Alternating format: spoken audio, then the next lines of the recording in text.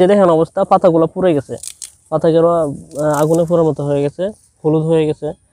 এই অবস্থা যদি আপনার পুরো বীজতলাতে হয় তখন কিন্তু আর মূল জমিতে নেওয়া লাগানো কোনো অবস্থা থাকবে না।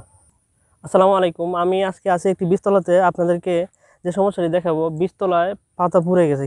এই যে দেখেন অবস্থা, পাতাগুলো পুড়ে গেছে, পাতাগুলো আগুনে পোড়ার মতো হয়ে গেছে, হলুদ হয়ে গেছে। এই অবস্থা যদি আপনার পুরো বীজতলাতে হয় তখন কিন্তু আর মূল জমিতে নেওয়া লাগানো কোনো অবস্থা থাকবে না। এই রোগটা হচ্ছে বিএলবি, ব্লাস্ট রোগ। এটা মূলত আপনার চারাতেও হয়ে থাকে, মূল জমিতেও হয়, কিন্তু বীজতলাতে যখন এই সমস্যাটা শুরু হয় তখন এটা প্রতিকার কেমনে করবেন, তার জন্য আপনাকে ছত্রাকনাশক ব্যবহার করতে হবে। অটো ক্রপ কেয়ারের টুপার প্রতি লিটার পানিতে 1.25 গ্রাম হারে মিশিয়ে পুরো ক্ষেতে ভালো করে স্প্রে করে দিবেন।